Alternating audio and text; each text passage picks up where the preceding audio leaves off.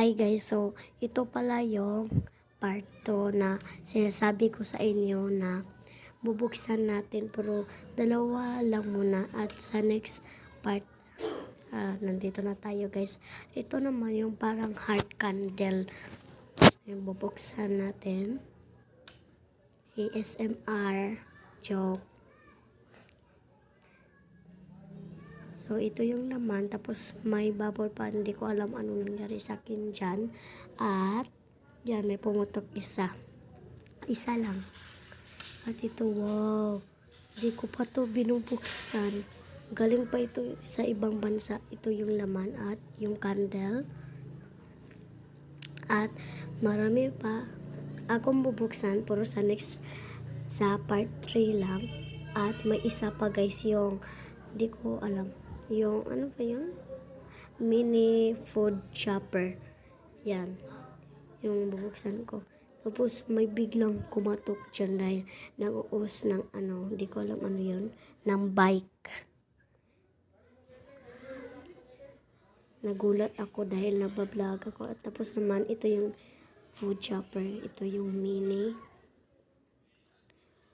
Tapos, bubuksan na natin. At ito yon yung laman. At may parang kutsilyo siya. At nagdandaan ako dyan.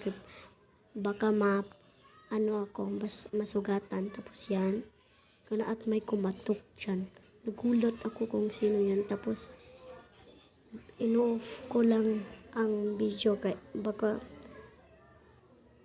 okay, so, tapos na guys. So, ito na yung pinakita ko sa inyo. At, isira na natin at ito. Yan, pag may ganyan, tapos hilain lang natin, tapos yan. Hindi nyo siya marinig guys dahil in-off ko yung, ano yan, audio. I don't know guys, basta alam nyo na. Tapos, dyan, ay isusoli na natin. Tara guys, sama tayo sa aking room na, na-tour ko na yung room ko at sama tayo. Isusoli na natin. Ayan, marami ko sinasabi, di ko alam ano.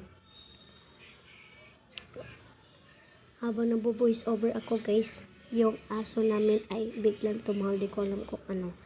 Tapos, sa gilid ko ay ang aking aso naman at sa gilid ko naman ay ang aking friend. Ito na guys, so nandito na yung friend ko, yan yung aso. Tapos, di ko na mabuksan. So, yan na muna guys.